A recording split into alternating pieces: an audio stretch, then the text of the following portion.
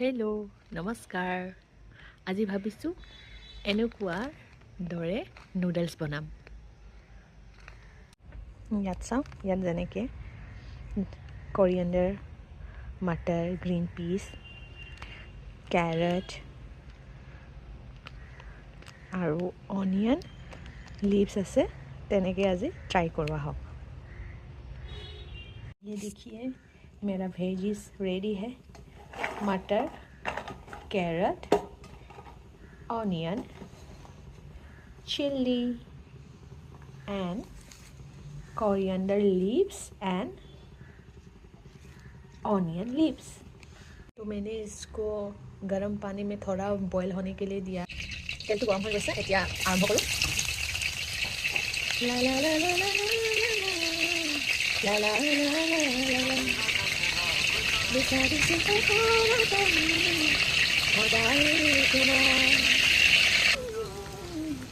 ला ला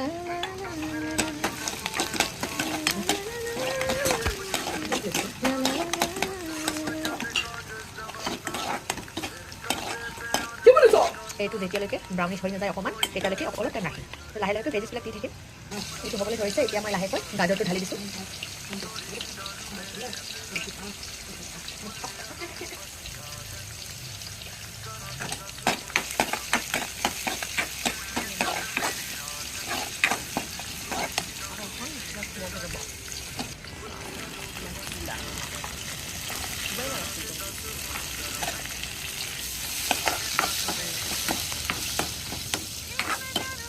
Maggi Maggi Maggi 2 minute में तैयार होने जा रहे हैं मैगी।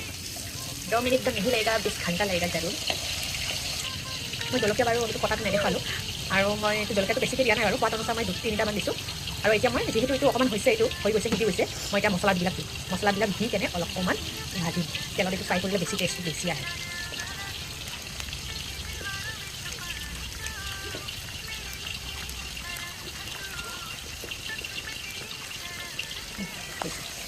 এতিয়া মই মেগীটো ঢালি দিম।